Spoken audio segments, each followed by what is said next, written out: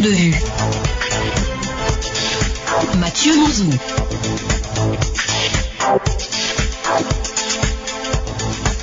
Bonjour et bon lundi à vous toutes et à vous tous. Vous êtes dans l'émission Point de vue sur Zéphyr. Nous recevons dans ce numéro le secrétaire général adjoint chargé des affaires économiques et financières de l'Alliance nationale pour le changement. Il s'agit bien sûr de Nicolas Kwame Manti. Au menu des sujets liés à l'actualité politique et au processus électoral. Kwame Maeba, patron du journal Symposium, va m'aider à poser des questions à notre invité. Je signe Mathieu Mouzou à la présentation. Régio Telou est à la mise en onde.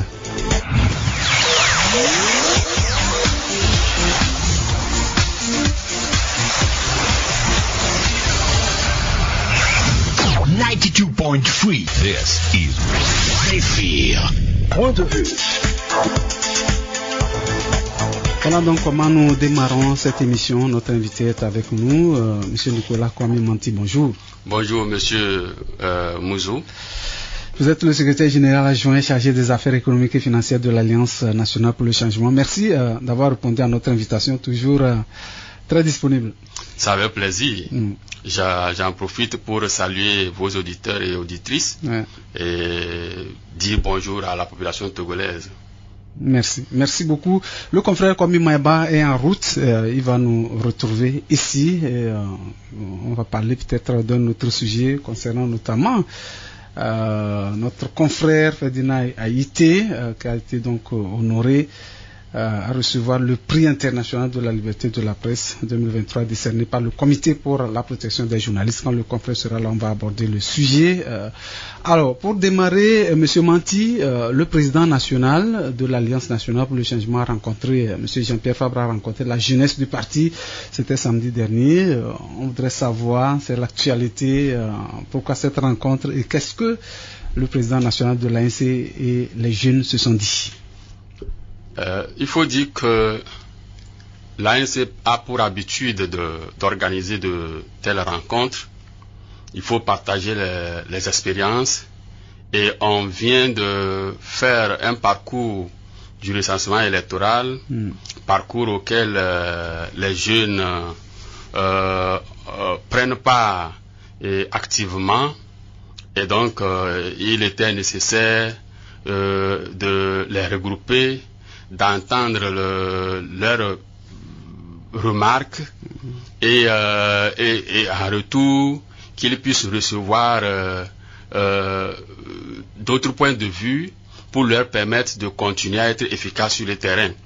Et il faut également dire que le président avait à cœur d'expliquer aux jeunes de notre parti et à travers eux les jeunes du pays certains tenants de la politique togolaise. Les circonstances ont beaucoup évolué et il faut que la jeunesse prenne conscience de certains faits et qu'elle puisse juger et décider en toute autorité et en toute connaissance. Ça s'est bien passé apparemment. Ça s'est très bien passé. Une oreille attentive. Ça s'est très bien passé. C'était au-delà de nos attentes d'ailleurs, parce que on espérait un certain nombre de jeunes, mais on en a eu plus que ça. Et c'est de bonne guerre parce que l'ANC est sur le terrain depuis et je crois que la population est suffisamment sensibilisée sur les activités de l'ANC. C'est ce qui explique cet engouement qui a été observé au cours de cette rencontre du président avec la jeunesse. D'accord. On va parler du processus électoral. Vous avez suivi, comme tous les autres partis politiques, le recensement électoral. L'ANC n'est pas satisfait de l'opération à 100%. Cela a été manifesté à travers des communiqués. Alors aujourd'hui que vous êtes avec nous, on voudrait savoir c'est quoi le souci au niveau de l'ANC. D'abord, je ne sais pas comment les autres partis ont fait le suivi du recensement. Nous étions sur le terrain. On a mis en place une organisation particulière à plusieurs niveaux. D'abord, nos représentants dans les CELI ensuite nos représentants dans les CLC et CRV, et des délégués, parce qu'il faut savoir que l'ANC n'est pas membre de toutes les CELI, donc il nous fallait avoir des délégués dans les CELI pour lesquels nous ne sommes pas membres. Nous avons également eu des superviseurs qui allaient de CRV en CRV pour voir comment est-ce que les choses se passent et nous rendre compte.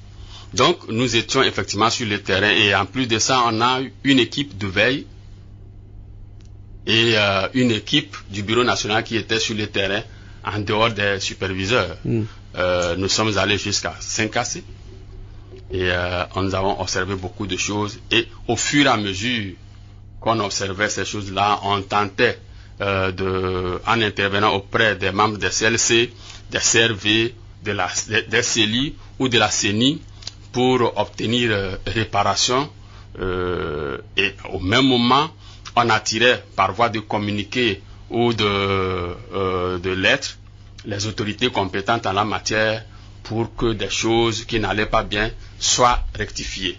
Donc voilà comment l'ANC a vécu ce recensement. Et vous le dites, nous ne sommes pas satisfaits. Nous ne sommes pas satisfaits parce que déjà dans la région maritime, qui est la zone 1, tout le monde, tous les Togolais ont été témoins de l'arrêt brutal du recensement, alors que des populations étaient encore dans les rangs pour demander leur carte d'électeur. Et cet arrêt-là nous a paru vraiment bizarre. C'était le délai en fait. Il y a eu un délai, après il y a eu une prorogation de 48 heures. S'il y a eu prorogation, ça voudrait dire que cela a une explication. La CENI avait fait cette prorogation parce qu'il y avait des gens dans les rangs qui demandaient leur carte. Bien sûr. Et donc, tant qu'il y a des gens qui continuent de demander leur carte, la CENI devrait procéder encore à une autre prorogation. C'est comme ça se fait. C'est pas parce qu'on a dit que c'est 2 jours, on dit, à titre d'exemple, 2 jours pour le recensement, et puisque vous avez fait 2 jours, vous arrêtez, alors qu'il y a encore des gens. Non, la loi a été claire. La loi dit, tous les Togolais en âge de voter, remplissant les conditions fixées par la loi, peuvent demander leur carte. Et quand ils font cette demande-là, ils doivent être satisfaits. C'est-à-dire que la CENI doit mettre tous les moyens à sa disposition pour inscrire tous les Togolais remplissant les conditions fixées par la loi et qui font la demande de leur carte. Voilà, c'est ce que dit la loi. La loi n'a jamais dit, dès lors que le délai fixé par la CENI est dépassé, la CENI doit arrêter le processus. La loi n'a pas dit ça. Oui, on va dire bonjour au confrère Maïba qui nous a rejoint, directeur de publication du journal Symposium. Kwame Maïba, bonjour. Bonjour Mathieu, bonjour l'invité. Bonjour monsieur Maïba. Bonjour également à tous les auditeurs actuellement branchés sur la radio régionale qui suivent l'émission Point de vue. Merci beaucoup, merci d'être là. Voilà, j'ai voulu qu'on parle d'un petit sujet, mais on va y revenir par rapport à notre confrère Ferdinand Été. On va poursuivre avec l'invité puisqu'on lui a déjà donné la parole. Donc vous pouvez lui poser également vos questions. Oui, monsieur Manti, il y avait quand même une contrainte de temps. On ne peut pas dire que la CENI va continuer indéfiniment à enregistrer les gens s'ils sont toujours là. Il y a une contrainte de temps également et une contrainte peut-être financière. Non, en matière de respect de la loi, la contrainte de temps et la contrainte financière viennent en second rang. La CENI, elle a programmé le recensement et elle a pour mission de recenser tous les Togolais en âge de voter qui remplissent les conditions fixées par la loi. Dans cette disposition de la loi qui est l'article 44, l'article 44 et l'article 45 qui organisent ce recensement-là, ces deux articles ne font pas appel à la contrainte de temps ou à la contrainte financière. Quand on dit que ceux qui sont dans les rangs et qui demandent leur carte, ce n'est pas prendre toute une année. Si les gens ne sont plus dans les rangs, ça veut dire que c'est fini. Même si la CENI, pendant les 10 ou 8 ou 10 jours, n'avait recensé que dans la région maritime, à titre d'exemple, 1 million, juste 1 million, et qu'après, il n'y a plus de gens dans les rangs, même si, de façon consciente, on sait qu'il y en a encore dans les maisons, non, la CENI s'en lave les mains. Parce que la loi n'a pas dit que la CENI va aller chercher les citoyens qui doivent avoir leur carte. La loi dit que les citoyens viennent. Dès lors qu'ils sont là, la CENI a obligation de les enregistrer. C'est ce qui est prévu par la loi. Je ne sais pas si le confrère a déjà une question ou... Oui, j'ai déjà une question. D'accord. Parce que cette question intéresse tout le monde. Bien sûr. Ce sujet, j'allais dire. Bien sûr. Vous savez, à entendre parler l'invité. Oui, M. Manti. Oui, il a évoqué le problème il a évoqué le problème de texte. Qui dit, dès lors que... Qui fait obligation à la CENI d'enregistrer... Ce qui désire... Non, c'est normal, c'est la loi qui le dit. Maintenant, la grande question que moi je me pose, particulièrement, comment on évalue cela? C'est-à-dire que nous avons constaté qu'il y a l'engouement autour de la question, autour de ce recensement. Il y a de l'engouement, certes. Maintenant, quand vous lui avez posé la question de savoir est-ce qu'il n'y a pas une contrainte de temps, et on dit non, dès lors qu'il y a les gens qui sortent, il faut forcément que la CENI prenne des dispositions pour que tout le monde s'enrôle. Alors, je ne sais pas comment est-ce qu'on va évaluer les gens qui viennent ou ne viennent pas. Parce que ailleurs, on peut dire, nous sommes restés du matin au soir, il n'y avait personne, c'est tard dans la soirée que les gens sont en train de venir. C'est aussi ça la question. On va poser des questions brèves. Le recensement par jour était prévu, je crois, de 7 heures, si j'ai bonne mémoire, à 16 heures. Oui. C'est dans ce temps-là qu'on constate la présence des gens. Si les gens ne viennent pas de 7 heures jusqu'à 15 heures, les membres des CLC et des CLV sont tenus d'être présents. Oui. Et c'est à 16 heures qu'ils doivent constater qu'il n'y a personne. S'il n'y a pas eu de 15 heures, les gens sont là, ils doivent faire leur travail et rendre compte s'ils n'ont pas pu finir qu'à 16 heures à la clôture, il y avait encore des gens qu'on devait enregistrer, mais c'était l'heure de clôture, on est parti. Ils doivent revenir le lendemain pour poursuivre le travail. Tout à fait. Les gens ne se concentrent pas dans leur maison pour dire, bon, toi tu vas le matin, moi je vais aller l'après-midi. Comme il y a engouement, les gens sont allés 2-3 jours, ils n'ont pas pu se faire enregistrer. Ils ont dit, bon, je vais attendre. Et donc les gens diminuaient au fil du temps. Et donc ceux qui sont restés, ce n'est pas leur tort.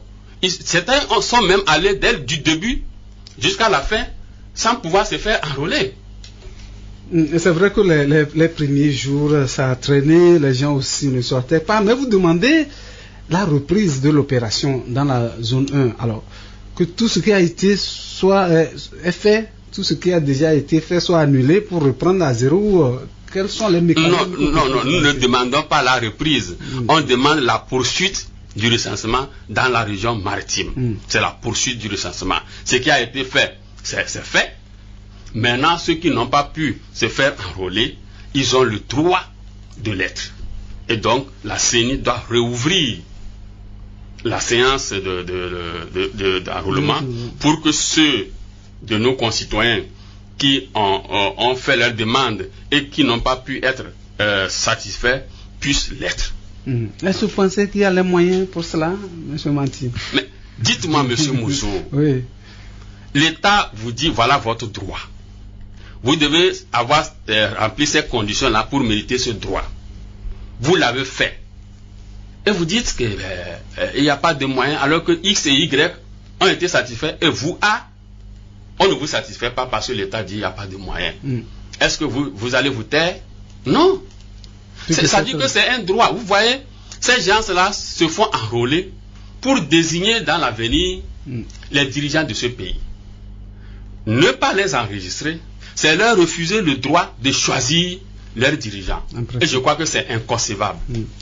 Monsieur Maïba, une question? Non, cette question, je crois qu'aujourd'hui, le constat est pertinent. Il a fallu que ce recensement-là, la plupart ou beaucoup de personnes soient recensées. Mais malheureusement, nous avons constaté, comme avec l'invité d'ailleurs, qu'il y a beaucoup qui sont restés sur le carreau, qui n'ont pas été recensés. Bon, nous disons que pour la prochaine fois, puisque quand on dit reprendre le recensement, puisque c'est le mot que nous avons reçu, il faut la reprise du recensement dans dans la zone 1. Moi, je me dis, cette question, elle serait un peu difficile à décortiquer s'il s'agit de la reprise, parce que il fallait demander peut-être quelques jours de prorogation pour continuer ou terminer ceux qui sont restés sur le carreau. Mais aujourd'hui, c'est ce que l'ANC demande. Oui, c'est ce que nous demandons également, parce qu'aujourd'hui, les sources de conflits que nous constatons souvent après les élections sont liées. Ça commence leur origine dans cette question où les gens se disent se orienter à des fins politiques. Je pense que la CENI doit prendre des dispositions pour revoir les choses, pour que tout le monde soit satisfait. Ça, c'est un commentaire. Voilà. Pas une question. C'est pas une question, oui. D'accord. Alors, vous pensez que ce sont, M. Manti, les militants de l'opposition, que ce ne sont pas recensés? Quand vous réagissez, c'est ce qu'on a, on a l'impression, comme si vous dites, pourquoi la CENI n'a pas recensé nos militants? Est-ce que c'est le cas? Non, pas du tout. D'abord, vous connaissez l'orientation politique de l'ANC. On se bat pour tous les Togolais, quelle que soit leur tendance politique. Nous ne savons pas qui exactement n'a pas été recensé et qui l'a été du point de vue tendance politique. Nous, on a constaté que dans les rangs, à la clôture, il y avait encore des citoyens et il faut les recenser. C'est leur droit et nous ne faisons que réclamer que ce droit-là leur soit reconnu et satisfait. C'est tout. Bon, puisque vous êtes pratiquement, c'est vrai qu'il y a d'autres regroupements qui le font, mais vous êtes pratiquement les seuls à beaucoup parler de cela. Alors, est-ce que vous avez parlé aussi de l'enrôlement des mineurs et des étrangers sur les listes électorales? On voudrait savoir aujourd'hui sur quelle base vous le dites. Vous savez, je viens de vous dire que nous étions sur le terrain. J'étais avec des camarades sur le terrain. On a supervisé d'abord la région maritime, la zone 2 et la zone 3. Je vous ai dit que nous étions allés même jusqu'à Saint-Cassé. On a eu à rencontrer des présidents de CELI. Nous sommes allés dans les CRV pour constater ce qui se passe sur le terrain. Et nous-mêmes, nous avons rencontré des mineurs dans les rangs à qui nous avons posé la question. S'il te plaît, vous avez quel âge? L'enfant dit 13 ans, 14 ans, 15 ans, 16 ans, 17 ans. Quand c'est 17 ans, bon, c'est un peu, il y a le doute, on peut dire, peut-être que dans quelques mois, l'enfant va avoir 18 ans, mais il faut savoir la date, selon les textes, qui lui permet d'être enrôlé. Et sur ce point-là, on n'était pas trop exigeant. Mais quand c'est 16 ans, tout ça là, on leur disait gentiment. Je crois que là, vous n'avez pas compris. Celui qui vous a dit de venir dans les rangs... En principe, ils doivent tenir des pièces pour se faire enrôler. Je vais en venir. Vous a trompé. Il faut retourner à la maison. Quand vous aurez 18 ans, venez vous faire enrôler. Nous avons besoin de vous pour voter en notre faveur. Mais pour le moment, ce n'est pas votre travail. Allez, certains ont compris, d'autres sont restés. OK? Parce qu'ils ont été amenés par leur directeur d'école. Et ils ont peur, qu'en rentrant à la maison, le lendemain, ils vont être punis à l'école. Et quand la question est posée au directeur qui amène les enfants par les membres des CLC, surtout les OPS, les directeurs répondent que non, c'est des enfants majeurs. Ils ont leur carte scolaire, nous avons ramassé leurs cartes, nous les avons avec nous. Mais si vous voulez, on pourra vous les amener plus tard, mais il faut les enregistrer. Nous, on a dit non. Si vous, les directeurs, vous avez collecté les cartes scolaires des enfants pour se rendre compte, pour s'assurer qu'ils sont majeurs, ce n'est pas à vous d'avoir cette assurance-là. C'est aux OPS et aux membres des CLC d'avoir cette assurance-là et d'enrôler les enfants. Donc il faut d'abord apporter ces cartes-là pour que les concernés puissent vérifier la majorité des enfants et les enrôler. Vous avez dû apprendre qu'un de nos responsables fédéraux, en l'occurrence M. Passou Essowe, dans la COSA, et certains de ses camarades ont été arrêtés, justement parce qu'ils empêchaient que des enfants mineurs soient enrôlés.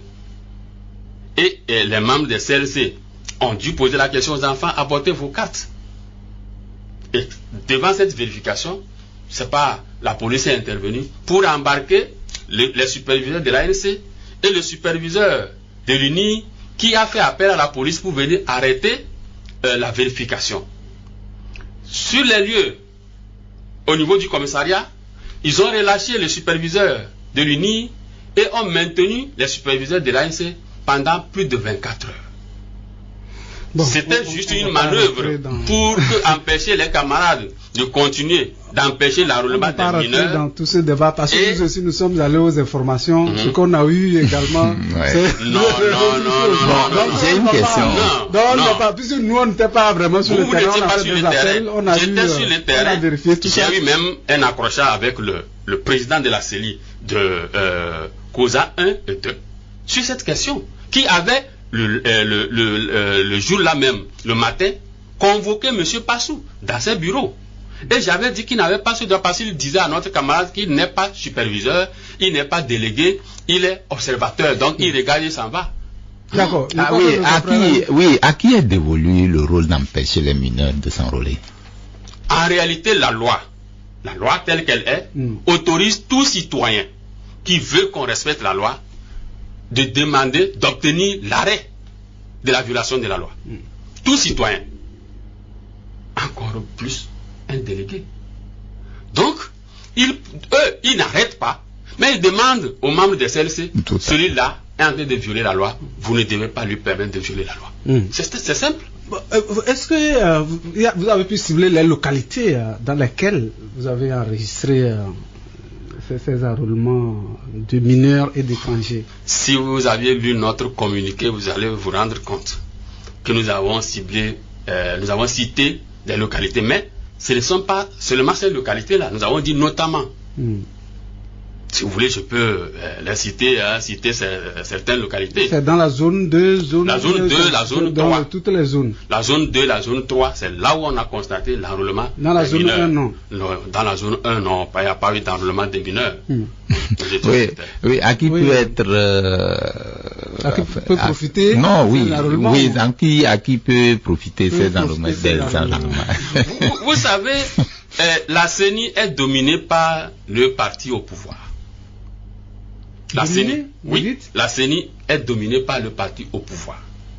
La majorité a 6 représentants. Oui. Non, c'est l'égalité. Non. Vous ne maîtrisez pas les choses. Non, c'est non le code. C'est le code, oui. Quand je vous dis, c'est le code. Le code a dit que c'est paritaire, n'est-ce pas? Avec un de l'administration, n'est-ce pas? Celui-là de l'administration, il n'est pas indépendant. Il est désigné. Attendez, je vous le dis, quitte à vous d'être d'accord ou pas. Il est désigné par qui? Par le ministre de l'administration territoriale, qui est du parti au pouvoir. La deuxième chose, c'est que le président de la CENI, l'honorable Yabré Dago, il est secrétaire exécutif adjoint de l'UNI, mais il s'est présenté sous la bannière de la société civile. Et vous croyez qu'il est indépendant? Non. Donc, mais tout ça, c'est vous qui attribuez. Non, on n'attribue pas. Allez vérifier quand vous prenez par exemple celui de l'administration, est-ce que c'est dit quelque part qu'il fait partie d'un parti politique? Je vous dis celui qui l'a désigné. Et le président, vous savez, dans la composition, quand nous on demandait la composition, quand on dit paritaire. Est-ce que si on fait partie, si on est membre d'un parti, on a comme vous dites, moi je n'ai pas vérifié, et qu'on a une association, au nom de cette association on est allé. Est-ce qu'on va nous dire? Mais je vous dis que je ne refuse pas, mais il est de l'UNI, secrétaire administratif de l'UNI, ce n'est pas rien. N'allez pas me dire que il va oublier son parti et il va travailler comme non quand même. Il devrait aussi la prêter serment. Mais combien de Togolais ont prêté serment et ont fait le contraire dans ce pays? On ne va pas rentrer dans les détails parce que nous sommes tous Togolais. Alors, si c'est le cas, je crois que la CENI est en train de faire un travail d'appurement de tout ce qui a été fait comme enrôlement. Est-ce que vous ne faites pas confiance à ce travail? Vous pensez que la CENI est en train d'apurer le fichier électoral? Moi, je ne vois pas de signe dans ce sens. La CENI a dit qu'elle va afficher la liste provisoire. Oui. Mais pour le moment, c'est une opération d'appurement. Oui. Dans le communiqué de la CENI, ça a été clair. Mais c'est appurement dans quel sens? Ils vont enlever les étrangers. Oui, non, les doublons. Oui, ça c'est autre chose. Vous savez, les doublons, ça va de soi. En réalité, ça va de soi. Ça va de soi que la CENI, avant d'afficher les listes provisoires, il ne doit pas avoir un nom 2 ou 3 fois. C'est ça l'apurement. C'est ça. Mais c'est pas ce qui nous inquiète. Ça devrait être automatique. Ce qui nous inquiète, ce sont les mineurs et les étrangers. Dites-moi, comment est-ce qu'on peut reconnaître un étranger sur une liste électorale? En tout cas, il semble qu'il y a des manières quand même pour le faire avec le système informatique. On dit, ceux qui n'ont pas 18 ans, que ça les c'est systématique. Non, systématique, c'est quand sur les informations prises au moment de l'enrôlement, il est attesté que la personne n'a pas 18 ans. Bien sûr. Mais si les informations prises au moment de l'enrôlement prouvent que la personne a 18 ans ou plus, vous ne pouvez pas l'enlever, même si c'est un enfant de 2 ans.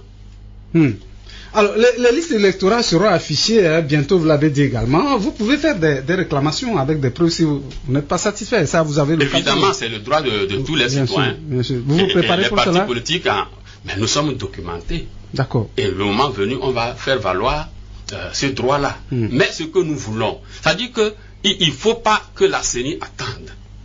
Il ne faut pas que la CENI attende qu'on vienne faire des réclamations avant qu'elle-même ne s'auto-saisisse pour corriger certaines choses. Ça va faciliter, c'est-à-dire que le bon sens, ça va faciliter les choses. Ça va faciliter même la compréhension mutuelle. Nous, on fera valoir ce droit-là. Bien sûr. Puisque ce n'est pas elle, Maïba, puisque ce n'est pas elle-même qui allait faire le boulot, c'est des démembrements, c'est des OPS, tout ça, ces erreurs peuvent arriver. Maintenant, on ne peut pas quand même amputer toute la responsabilité à la CENI. C'est pourquoi elle ouvre donc cette brèche pour vous permettre d'aller réclamer. Si la loi a prévu qu'on fasse des recours, c'est que ceux qui ont fait la loi savent qu'il peut y avoir des erreurs. Et les erreurs ne doivent pas dépasser 20%, 30% du travail qui a été fait. Quand c'est au-delà de 5%, c'est un mauvais travail. C'est un mauvais travail. Et donc, nous, ce qu'on avait voulu, en étant sur le terrain, c'est que lorsqu'il y a des erreurs, qu'on attire l'attention de la CENI, que promptement, la CENI prenne des dispositions pour arrêter ce qui ne va pas. Mais ce n'est pas ce que nous avons observé. Évidemment, à certains moments, les CELI nous ont suivis et ont fait un travail correct quand on leur a fait appel. Mais dans la plupart du temps, les gens ont fait la sourde oreille. Oui, monsieur. Oui, je disais que est-ce qu'il n'y a pas une voie de recours pour la demande, pour la demande de la reprise? Comment est-ce que ou bien c'est par simple communiqué, vous pouvez saisir la CENI directement? Comment ça se fait? Non. De quel recours vous parlez? Non, par exemple, la reprise, je parle au niveau de la région maritime. Oui. D'abord, le gouvernement, à la clôture, dans la région maritime, le gouvernement avait fait un communiqué pour être désolé de comment les choses se sont passées et, sans le dire, faire une promesse que la CENI va bien faire. La CENI elle-même a fait le même constat. Oui. Donc, nous, on ne fait que dire à la CENI et au gouvernement. Par quelle voie, s'il vous plaît? Nous avons écrit. Voilà. Nous avons écrit au président de la République. On a écrit au ministre de l'administration territoriale.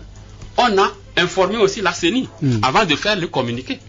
D'accord, on va marquer une pause, on revient pour la suite.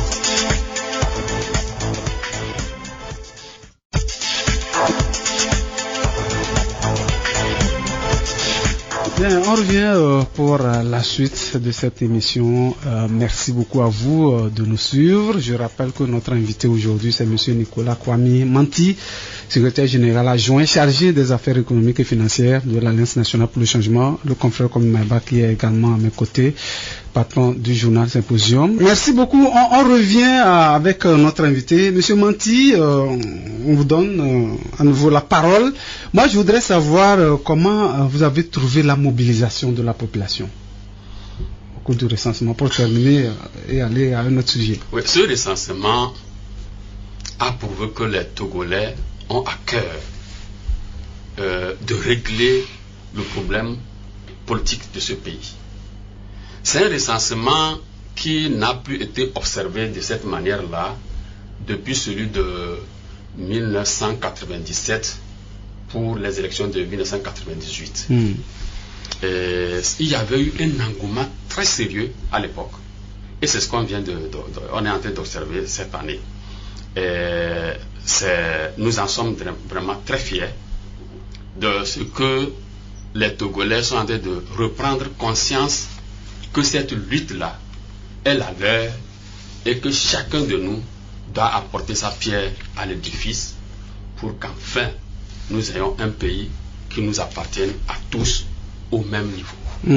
Alors, dans un courrier adressé au ministre en charge de l'administration territoriale, vous souhaitez la convocation du cadre permanent de concertation CPC.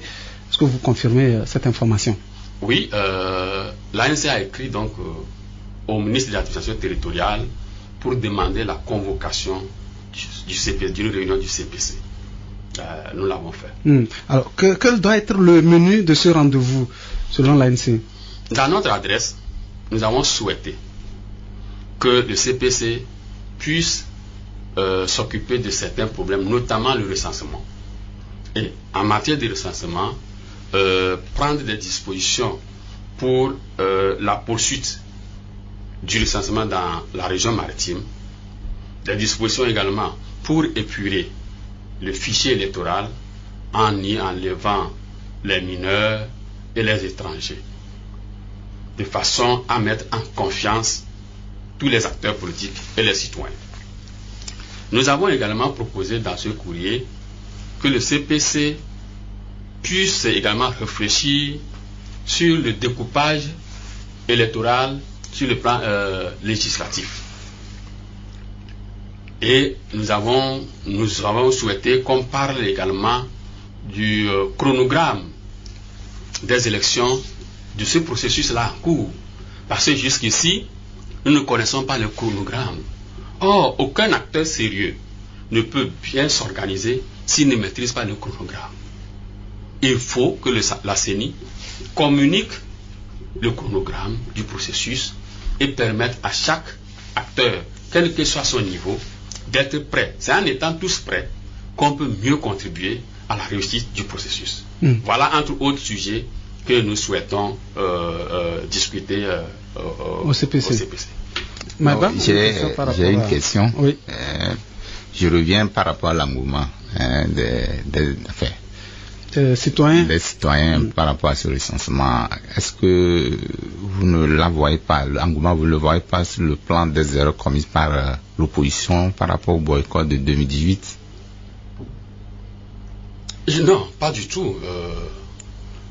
Parce qu'après ça a donné, nous avons vu que la population a été victime de ce boycott-là que l'opposition avait appelé et a subi beaucoup aujourd'hui. Il y avait beaucoup de programmes qui ont été mis en place. Ceux qui étaient recensés avaient la possibilité de participer à ces programmes-là. Aujourd'hui, on se dit que le recensement, s'il y a encore fait des erreurs, ça va être un peu compliqué. Est-ce que vous le voyez dans l'actif de l'engouement par rapport aux élections qui viendront, ou bien c'est pour des enjeux, je sais pas. Les enjeux sociaux. Les enjeux sociaux.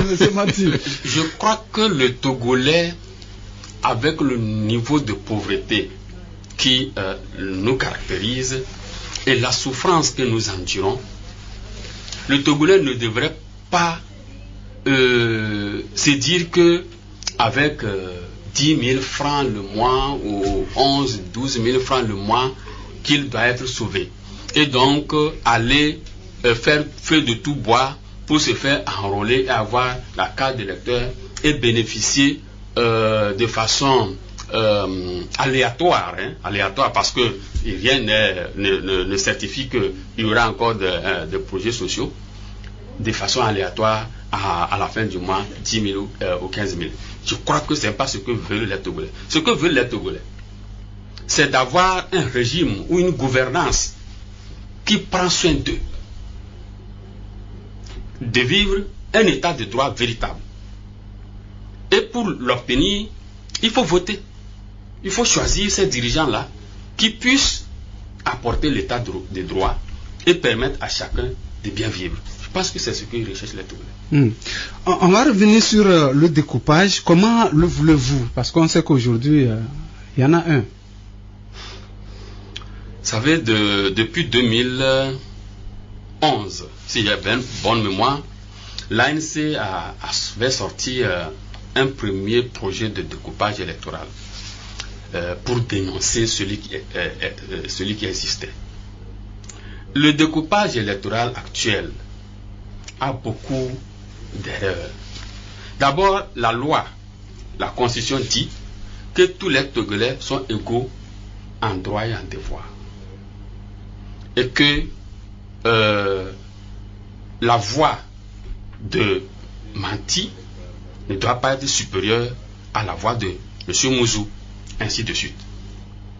Donc, cela voudrait dire que dans le découpage électoral, s'il faut 5 personnes pour élire un député dans une zone A, il devrait avoir également 5 personnes pour élire un député dans une zone B.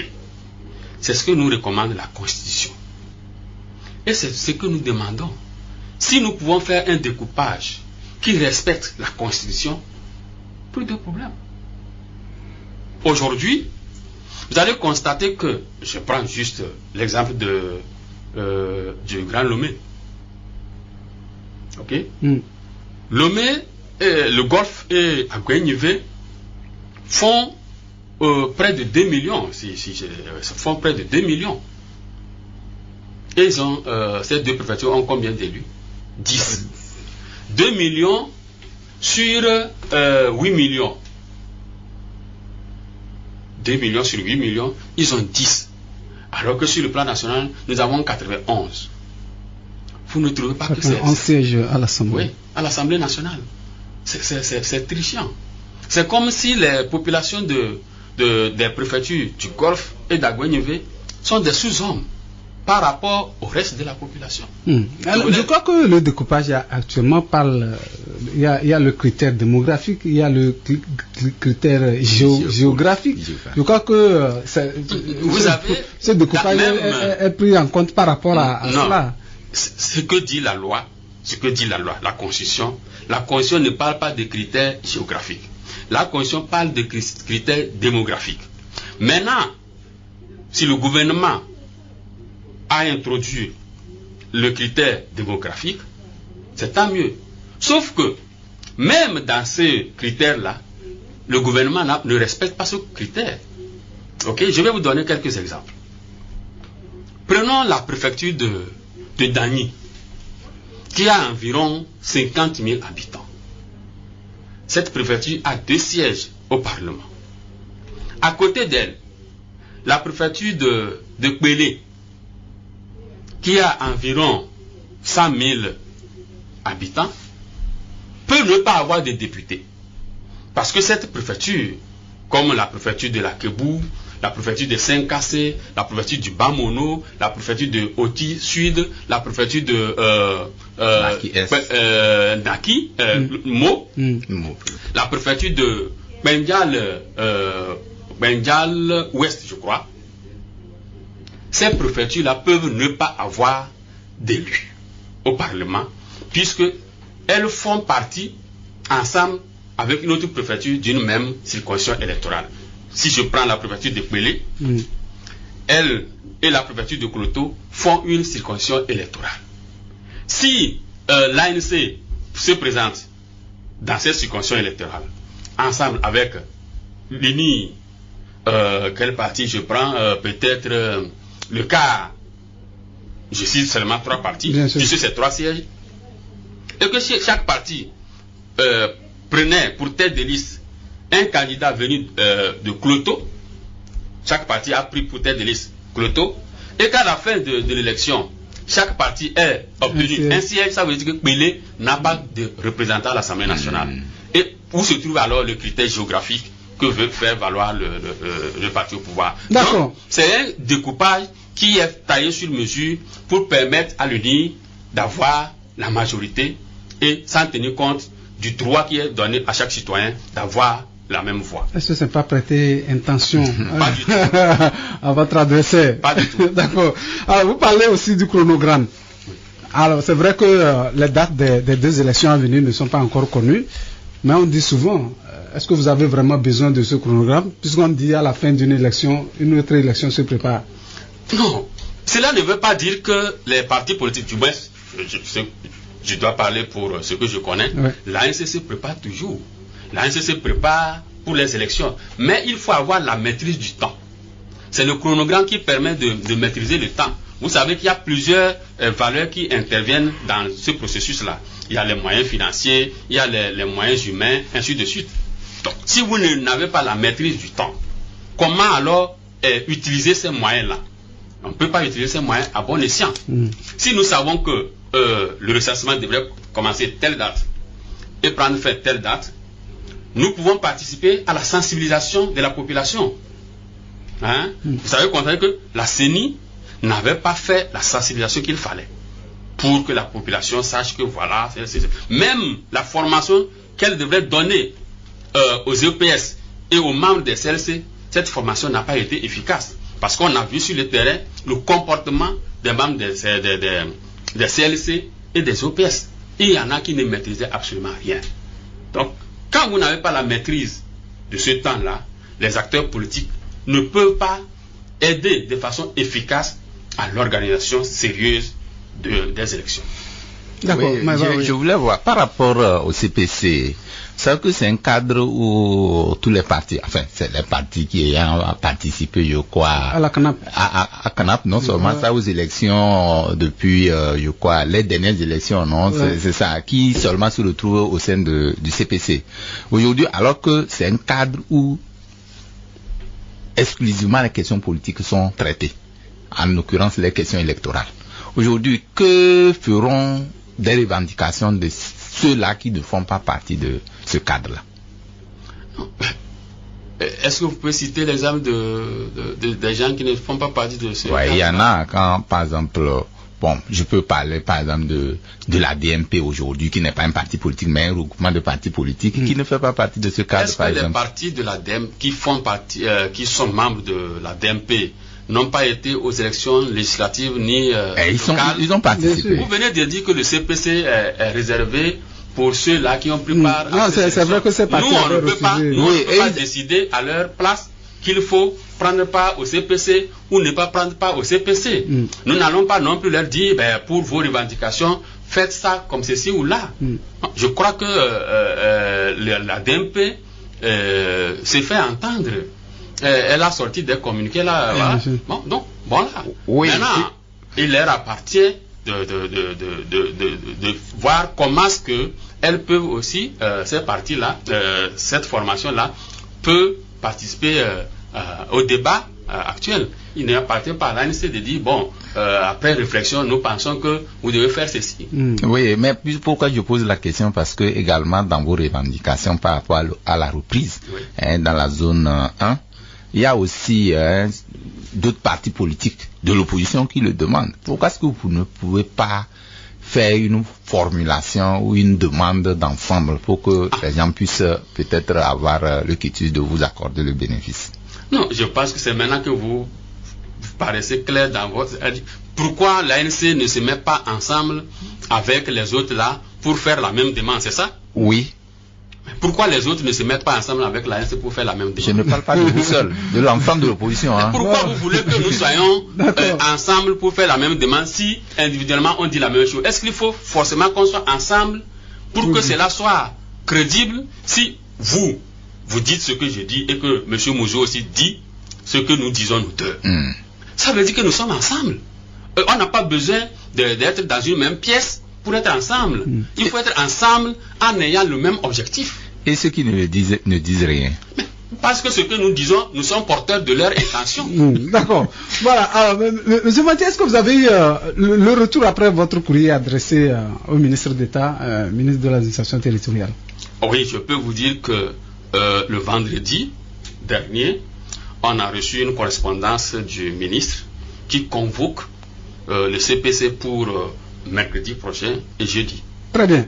Alors, est-ce que vous pensez que finalement, vos revendications peuvent passer, notamment faire le chronogramme, notamment le découpage électoral et puis la reprise du recensement. Est-ce que vous pensez que ça peut passer?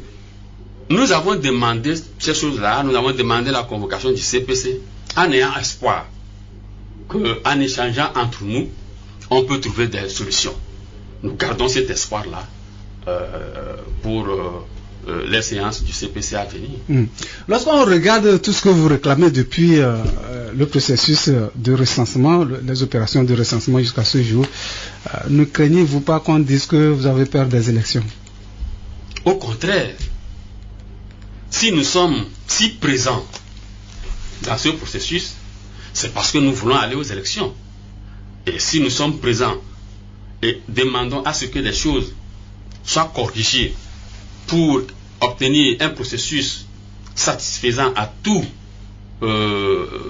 les niveaux, c'est parce que nous voulons aller et faire un bon résultat. Pourquoi devrions-nous avoir peur d'aller à un scrutin que nous souhaitons transparent? Non. Mais une question non, vers la fin oui, c'est un commentaire. C'est-à-dire par rapport, oui. Et par rapport à la question d'avoir peur ou d'être prêt, je pense que aujourd'hui l'opposition, dans son ensemble, y compris l'ANC, n'a pas encore donné. C'est un commentaire, je dis bien, n'a pas encore donné le quitus de ces partis-là qui puissent aller réellement aux élections. Je vais m'expliquer un peu. Parce que quand vous regardez un peu, votre concentration, c'est justement, il y a eu des manquements ici, il y a eu des manquements là.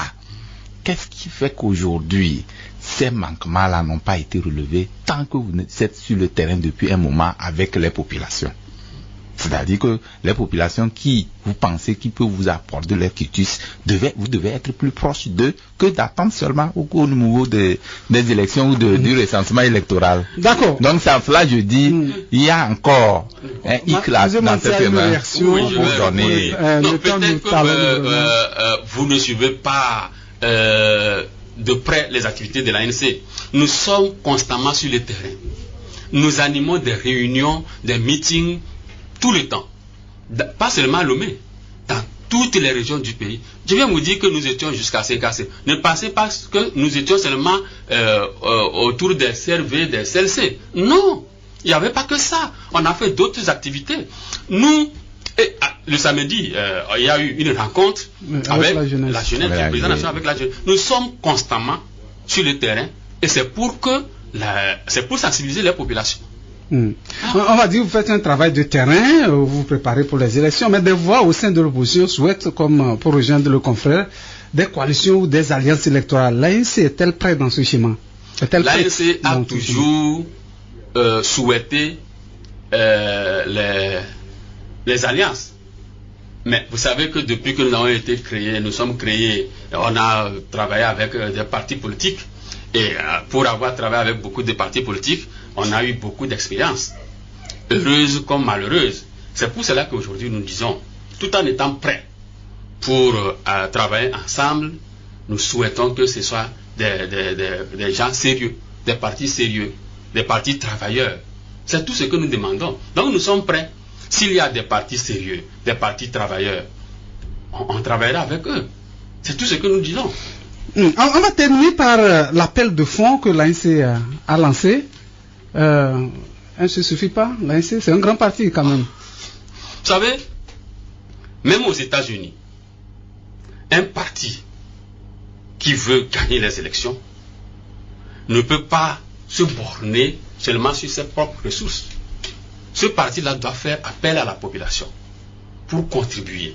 Vous savez, quand la population contribue, elle se sent concernée. Et elle est à même de demander des comptes.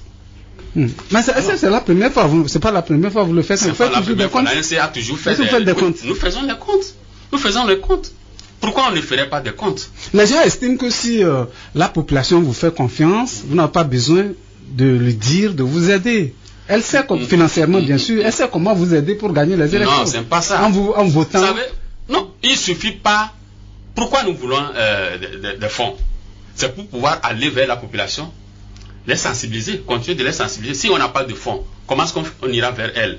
On ne va pas rester dans nos locaux pour dire la population nous fait confiance, donc le moment venu, elle va voter. Non, la population a besoin de comprendre notre projet de société.